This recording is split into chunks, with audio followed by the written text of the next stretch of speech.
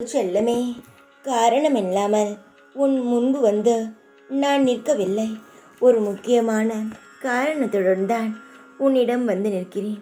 வெகு நாட்களாக நீ எதிர்பார்த்த நல்ல விஷயங்கள் இன்னும் சில நாட்களுக்குள் நடக்கும். சாயை நம்பி நீங்கள் வைக்கும் பிரார்த்தனைகள் மிகவும் வலிமையானது. சாயை சரணடைந்தவர்கள் மகிழ்ச்சியாகவும் மன நிறைவாகவும் வாழ்வார்கள். அதில் எந்த ஒரு மாற்றமும் கிடையாது என்பதை நீ சீக்கிரமாகவே உணர்வாய்.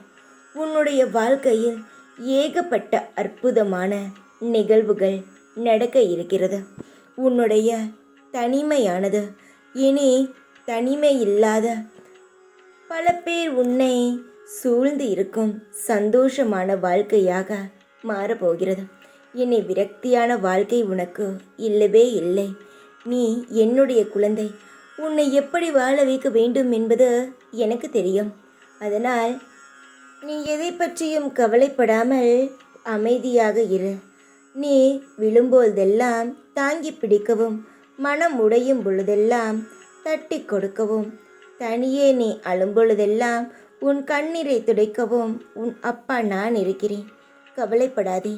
உன் சாய் இருக்கிறேன்.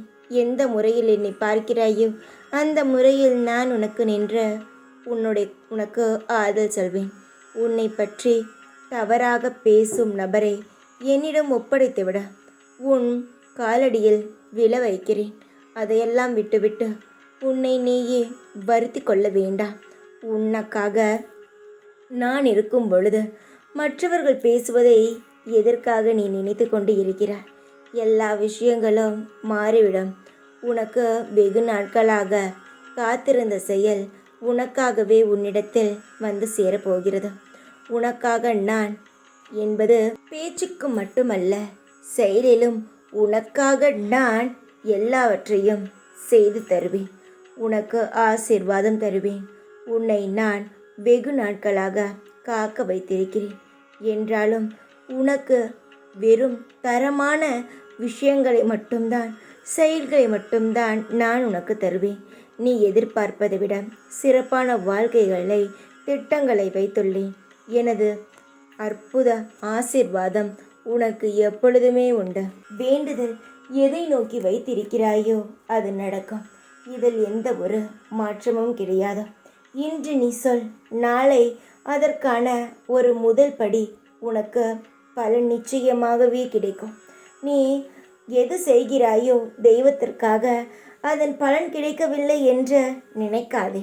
நீ தெய்வத்திற்கு செய்தது என்றுமே வீண் போகாது.